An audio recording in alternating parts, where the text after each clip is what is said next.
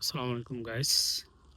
আমি আমার বাসার সামনে দিয়ে একটু হাঁটতেছি। আর একটা ইম্পোর্টেন্ট বিষয় নিয়ে কথা বলব। সেটা হলো ইদানিং আপনারা শুনছেন যে ইউএস এর ভিসার বিষয়ে একটা বিশাল আপডেট আসছে। সেটা হলো আ কাইন্ড অফ বন্ডিং। সে বন্ডটা হলো এমন বড় যে $১৫,০০০ এর মতো। তো এই বিষয়ে দেখলাম সোশ্যাল মিডিয়াতে ব্যাপক রিউমার চলতেছে, ব্যাপক ফলস ইনফরমেশন মানে ঘুরপাক খাচ্ছে। তো আমি এটা নিয়ে সামথিং কিছু স্টাডি করার চেষ্টা করলাম। আ বিভিন্ন ওয়েবসাইটে প্লাস বিভিন্ন যারা এক্সপার্টিস তাদের কিছু স্পিচ শুনলাম। শুনে একটা সামারাইজ করলাম আসলে বিষয়টা কী?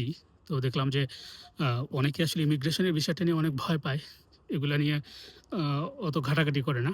তো দেখলাম তাদের জন্য শর্ট একটা ভিডিও যারা ইউএস এর বিষয়ে বেশি ইন্টারেস্টেড তাদের জন্য ডেফিনিটলি এটা একটা ভালো কাজ হতে পারে। তো লেটস গেট স্টার্টেড। সো প্রথমত আমি বলি যে ইউএসের ভিসার যে বিষয়টা, ইউএসের ভিসা নিয়ে কিন্তু বিশাল একটা প্রবলেম আছে। সেটা হলো মানুষ ভাবতেছে যে আ ইউএসের ভিসা মনে হয় ডিফিকাল্ট হয়ে গেল। আমার কাছে মনে হয় যে ডিফিকাল্ট না, একটু হলেও ইজি হয়ে গেল। কারণ বন্ড এটা একটা ভালো বিষয় এই কারণে তাদের জন্য যাদের হয়তোবা আপনার ওই ট্রাভেল হিস্টোরি ওরকম নাই, তাদের জন্য কিন্তু ভিসা পাওয়াটা ডিফিকাল্ট ছিল। সো কারণ আমাদের বাংলাদেশীদের যারা, তাদের ভিসা কেন দেয় না?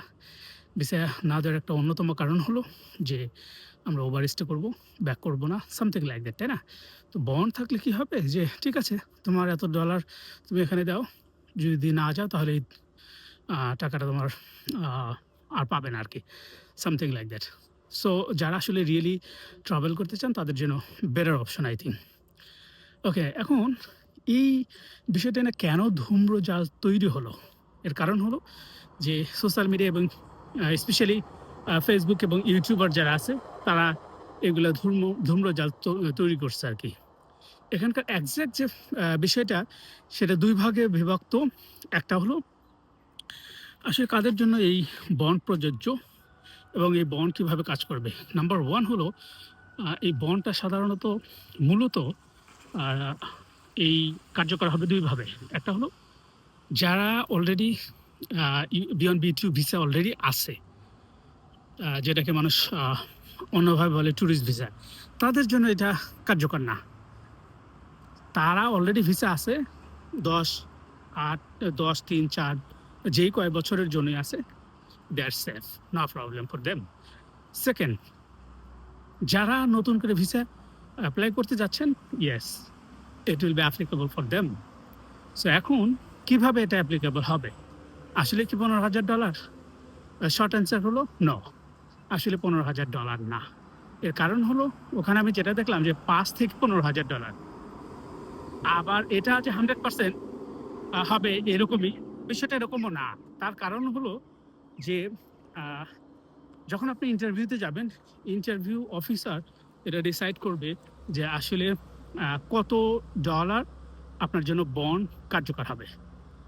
যদি ইন্টারভিউয়ার মনে করে যে আ আপনি একটু বেশি রিস্কি, কম টাকা আছে বা আ ভিসা পাওয়ার তেমন যোগ্যতা নাই, তাহলে আপনার জন্য বন্ড বেশি হবে। বেশি মানে মেক্সিমাম হলো $১৫,০০০। যদি দেখে যে না আপনার আরো এর আগেও ঘোরাফেরা করা আছে বিভিন্ন দেশে, স্পেশালি ইউরোপে ঘুরছেন, কানাডাতে ঘুরছেন, আ আপনার জন্য $৫,০০০, $৬,০০০, $৮,০০০, $১০,০০০ হতে পারে। সো এই ক্ষেত্রে একটা কেয়ারফুলি থাকতে হবে। এটা একটা বিশাল মিসআন্ডারস্ট্যান্ডিং। সেকেন্ড আরেকটা বিষয় হলো যে এই বন্ডটা আসলে কিভাবে কার্যকর হবে? আমি ঘাটাঘাটি করে যেটা দেখলাম, বন্ডটা আসলে অনেকেই বলতেছে যে যখন ইউএসএ তে ঢুকবে তখন কার্যকর হবে। বিষয়টা এরকম না। বন্ডের ভিসা আর normal B1B2 visa it's a kind of little bit different. ডিফারেন্টটা কেমন? কেমন হলো যে মনে করেন যে আপনার ভিসা আছে। আপনাকে যে ভিসা দিছে এই ভিসা কিন্তু ৫ বছরের জন্য। কিন্তু বন্ডের ভিসা কিন্তু ৫ বছরের জন্য না। বন্ডের ভিসা হলো সিঙ্গল এন্ট্রি ভিসা। আ এটা হয়তোবা অনেকেই আ বুঝতে পারতেছেন কিনা। বন্ড মানে হলো যে আপনি এই দেশের জন্য ঘুরতে যেতে চাচ্ছেন। আপনাকে ও বিশ্বাস করতেছে না। ঠিক আছে, তুমি এত টাকা দাও, তাহলে আমি বিশ্বাস করব যে তুমি আ আসলেই আমার দেশে ঘুরতে যাইতেছো। যখন তুমি ব্যাক করবে তখন এই টাকাটা তুমি পাবে। তো এই বন্ডটা কিভাবে কার্যকর হবে? ভিসা অফিসার যখন ইন্টারভিউ নিবে, ইন্টারভিউ নেওয়ার সময় বন্ডটা ধার্য করবে যে এত ডলার। ফর এক্সাম্পল, আপনার জন্য বন্ড ধার্য করা হলো $10,000। মনে রাখবেন, বন্ড ধার্য করা মানেই অলমোস্ট আপনার ভিসা হয়ে গেছে। ভিসা যদি না হয় তাহলে কিন্তু আপনার জন্য বন্ড ধার্য করবে না। যখন দেখবে যে হ্যাঁ, আপনি এলিজিবল ভিসা পাওয়ার জন্য, তখন বন্ডটা ধার্য করবে। মনে করেন $10,000 বন্ড ধার্য হলো। এখন আপনাকে সব পেপার দেওয়া হবে। সেই পেপারগুলোর মধ্যে কিভাবে কোন ওয়েবসাইটে গিয়ে আপনি বন্ড দিতে হবে, কত টাকা দিতে হবে ইত্যাদি বিস্তারিত আপনাকে কাগজপত্র দেওয়া হবে। সে অনুপাতে আপনি বন্ড দিয়ে তারপরে আপনি ভিসা রিসিভ করবেন। নাম্বার 1। এখন আপনি গেলেন, মনে করেন 30 দিনের জন্য আপনাকে ভিসা দেওয়া হলো। এই 30 দিন আপনি যখন ভ্রমণ করলেন, 30 দিন ভ্রমণ করার পরে ঘুরে ফিরে যখন আপনার শেষ হয়ে গেল ভ্রমণ করা, তখন আপনি যখন ব্যাক করবেন, তখন সেই ওয়েবসাইটে গিয়ে আবার কিভাবে আপনি এই রিয়েম্বার্স করবেন, এই টাকাটা রিটার্ন পাবেন, সেই প্রসিডিউরটাও ওখানেই বলে দেওয়া থাকবে। তো আপনার ঘাবড়ানোর কোনো কিছু নাই। আপনার যখন চলে আসবেন, চলে আসার পরে এই টাকাটা ক্লেম করবেন, কাইন্ড অফ লাইক দ্যাট। এখন আ যারা B1 B2 নরমাল ভিসা পেয়েছেন এবং বন্ডের ভিসার মধ্যে আরেকটা পার্থক্য আছে। পার্থক্য হলো যে যারা B1 B2 নরমাল ভিসা পেয়েছেন তাদের জন্য কোনো রেস্ট্রিকশন নাই। You can enter into USA by any ways. For example, they have a lot of airport or land border, whatever you can enter. কিন্তু যারা এই টার্মস অ্যান্ড কন্ডিশনে এই যে বন্ড দিয়ে ঢুকবেন, তাদের জন্য মাত্র ৩টা এয়ারপোর্ট। এই ৩টা এয়ারপোর্ট ব্যতীত অন্য কোথাও দিয়ে ঢুকতে পারবেন না। এর মানে হলো এটা খুবই স্পেসিফিকলি সেগ্রিগেশন করা আছে যে এখান দিয়ে ঢুকতে হবে এবং এখান দিয়েই বের হতে হবে। তখন আপনি যখন বের হবেন সেই নির্দিষ্ট এয়ারপোর্ট দিয়ে, তখন সেই এয়ারপোর্ট থেকে ক্লিয়ারেন্স তাদের কাছে নোটিফিকেশন যাবে। আপনি যখন ক্লেম করবেন তার সাথে ম্যাচ হবে। ম্যাচ হয়ে যদি তারা দেখে যে হ্যাঁ, আপনি আসলে এক্সিট করছেন এই দেশ থেকে, then you will get back your deposit money, kind of like that. So এই বিষয় নিয়ে এত মাথা ঘামার কিছু নেই, এত ঘাবড়ানোর কিছু নেই।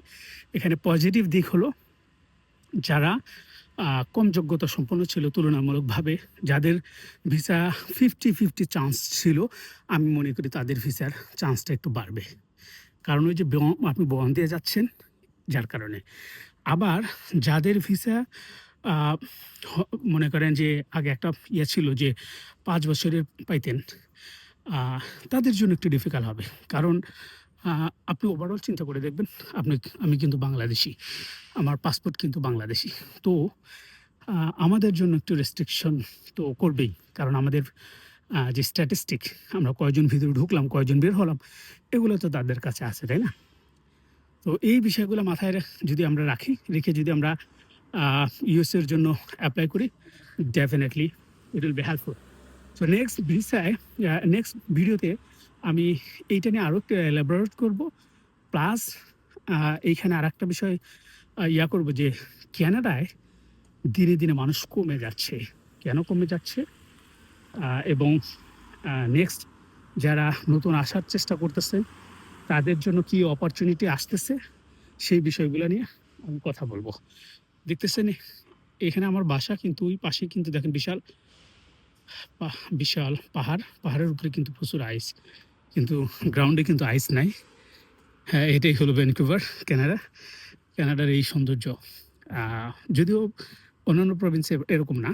তো আমি বিস্তারিত ওয়েদার থেকে শুরু করে কানাডার লাইফস্টাইল সব কিছু নিয়ে কথা বলবো। যদি আপনার ভালো লাগে তাহলে যাদের এই ইনফরমেশনগুলো প্রয়োজন তাদেরকে শেয়ার করতে পারেন, হয়তোবা তাদের জন্য উপকার হবে।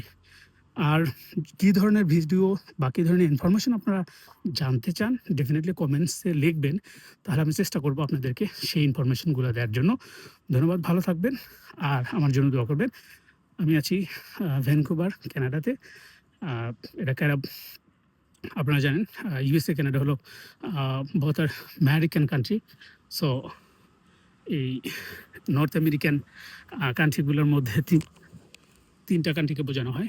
একটা হলো ইউএসএ, কানাডা এবং মেক্সিকো। এই ৩ টা দেশ। তো এর মধ্যে একটা দেশে আছে। যাই হোক, ভালো থাকবেন, সুস্থ থাকবেন। আমার জন্য দোয়া করবেন। অন্য সময় অন্য বিষয় নিয়ে কথা বলব। Bye, bye. Rashedul, Vancouver, Canada. আসসালামু আলাইকুম।